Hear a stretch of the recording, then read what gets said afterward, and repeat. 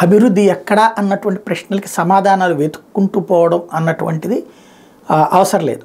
జరిగిన వాటిని ప్రొజెక్ట్ చేసుకోవడం అన్నటువంటిది ముఖ్యం. అదే ఇప్పుడు వైసీపీ సర్కార్ క్రమంగా గత వారం రోజుల నుండి బిగిన్ చేసింది ఏంటంటే, ఇంతవరకు అభివృద్ధి లేదనేటువంటి వాళ్ళకి ఇదిగో విజయవాడ ఈ స్థాయి అభివృద్ధి చెందింది, వైజాగ్ ఈ స్థాయి అభివృద్ధి చెందింది, ఈ పోర్ట్ ఇట్లాగా సాధ్యమైంది, ఇది ఇట్లా సాధ్యమైందని ప్రొజెక్ట్ చేస్తుంది. ఇప్పుడు అట్లాగే జువ్వల దిన్నకి సంబంధించి ప్రొజెక్ట్ చేసుకొచ్చారు. నెల్లూరు జిల్లా కావలి నియోజకవర్గంలో ఫిబ్రవరి నెలలో ప్రారంభం కాబోతుందంట జువ్వల దిన్న ఫిషింగ్ హార్బర్.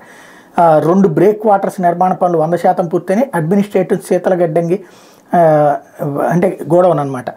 అట్లాగే ఫిష్ హ్యాండ్లింగ్ అండ్ వేలం కేంద్రం, మత్స్యకారుల విశ్రాంత భవనాలు, boat repair shop, radio communication tower, coastal police station, fish packaging hall వంటి భవనాల నిర్మాణ పనులు దాదాపుగా పూర్తయిన ఫిబ్రవరిలో జువ్వలదిన్నె ఫిషింగ్ హార్బర్ ప్రారంభమవుతుందని ప్రకటిస్తున్నారు.